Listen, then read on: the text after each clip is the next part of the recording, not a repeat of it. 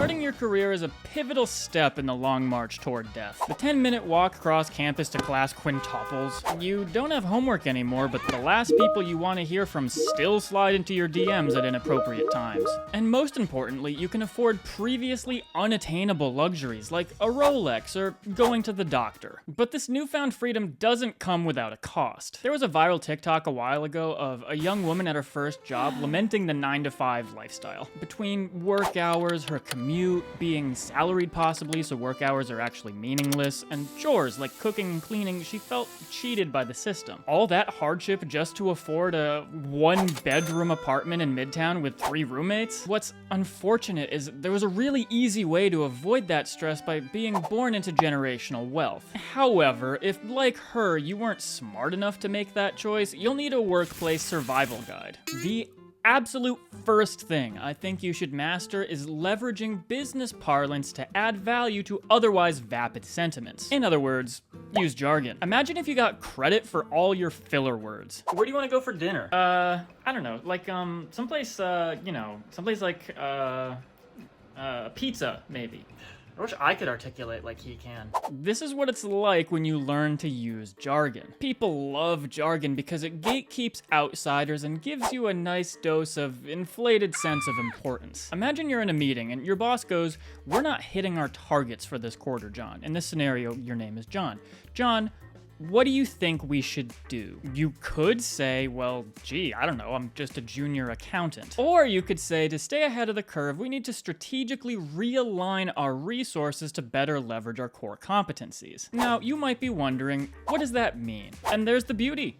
Nothing, but it sure sounds like you added to the conversation. And you might argue, but won't I get called out for this? No.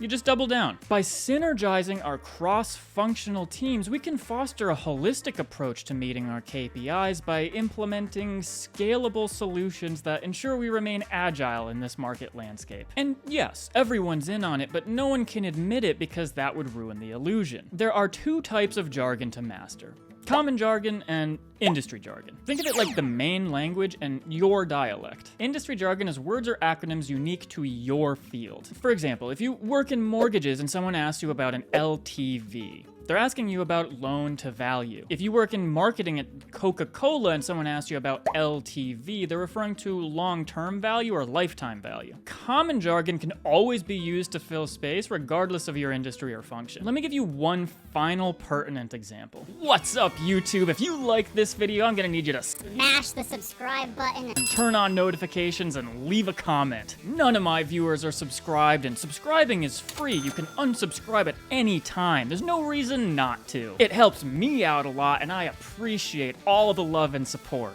Now, back to the video.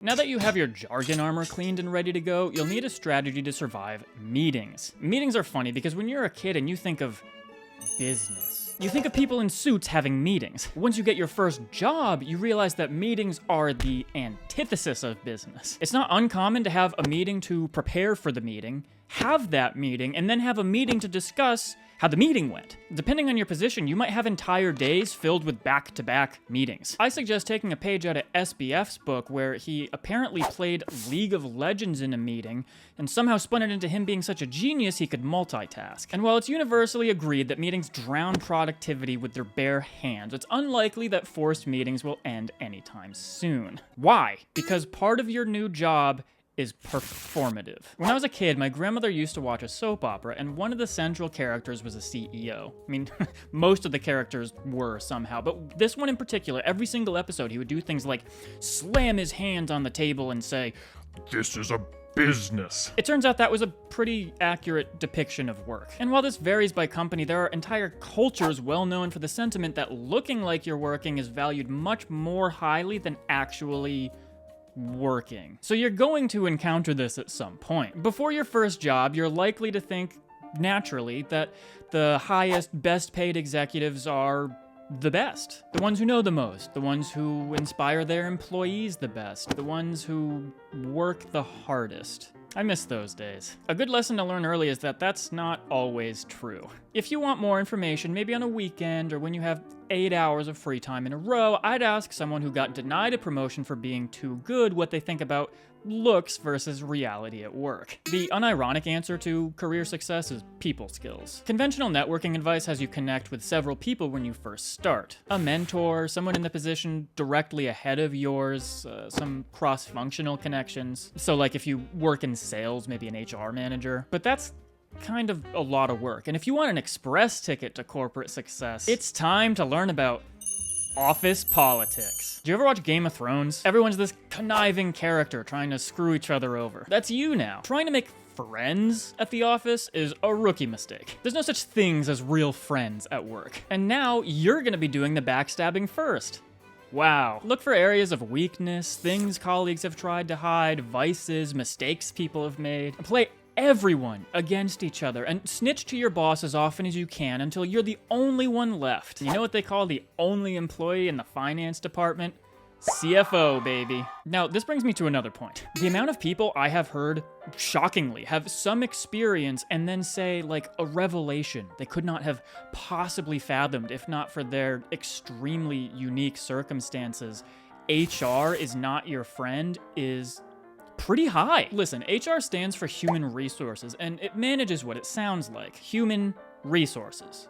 You. The HR team will be people you speak with a lot when you're starting. It's the place you go to address workplace issues, and they'll tell you they have some open door policy where you're free from retaliation when you bring them a problem, blah, blah, blah, blah. The key is to realize that they work for the benefit of the company. And that may include shaping the culture for the benefit of everyone, which is really hard to do. And it may include mitigating potential damages that the company might incur from employees in any form. It is entirely possible and legal that you go to HR with a legitimate problem and they take steps to protect the company while they fire you for it. Does this mean you should never utilize HR? No, but always use protection.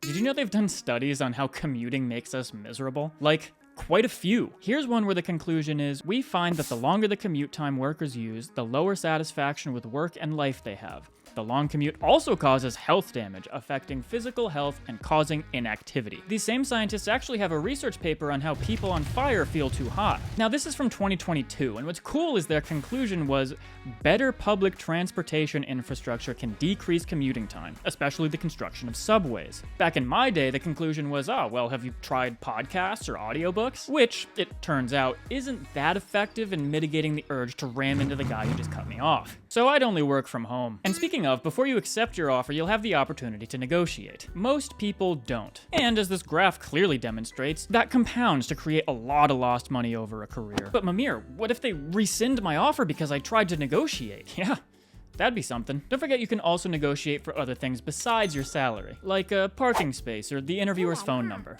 Finally, it behooves you to always have an exit plan. Sometimes the job isn't what you thought it was gonna be. Sometimes you'll get a better offer elsewhere. Sometimes you've been talking for much longer than you thought you were gonna, and you don't know how to end it without it being awkward now, but you gotta go, so you're just gonna kinda